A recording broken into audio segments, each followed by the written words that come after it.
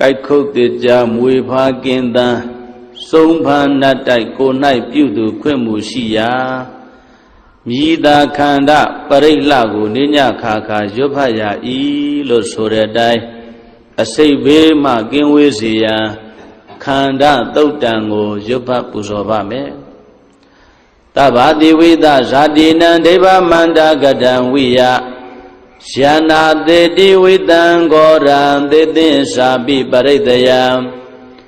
အာနာခေတမေတပ္ပထသဗ္ဗရသဗ္ဗပါဏိနံသဗ္ဗသောပိနိဝါရေတိပရိတံဓမ္မနာမဟေဝိရုပခေယိမေမေတ္တံမေတ္တံဧရပထေယိမေသဗျံဗုဒ္ဓေယိမေမေတ္တံမေတ္တံကာနာဂေါတမကေယိသာအဘာတကေယိမေမေတ္တံမေတ္တံဒွိပါတကေယိမေသတုပတေဟိမေမေတ္တံမေတ္တံဘဟုပတေဟိမေမာမံအပါဒကောဟိန္တိမာမံဟိန္တိဒွိပါဒကော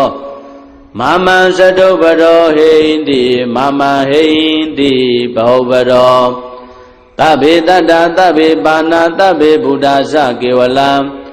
သဗ္ဗေပတ္တရာနိပတ္တံတုမာကေစီပါပမာဂမအပမနောဗုဒ္ဓအပမနောဓမ္မောအပမနောသံဃောပမနဝန္တာနိတရိတပါဏိအဟိဝေစီကတတပရိဩနနာဘိတရဘုမုတိကာကတမေရခကတမေပရိတံပဋိကမန္တုဗုဒ္ဓနိသောဟနမောဘဂဝတောနမောတတ္တနံသမ္မာသမ္ဗုဒ္ဓနာခန္ဓာသုတ်တံဟောရခတုခန္ဓာသုတ်တံခန္ဓာသုတ်ပိတောမြတ်တိ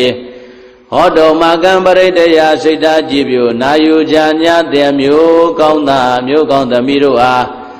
ရခတုကိုယ်လည်းကြမ်းမာစိတ်ချမ်းသာ၍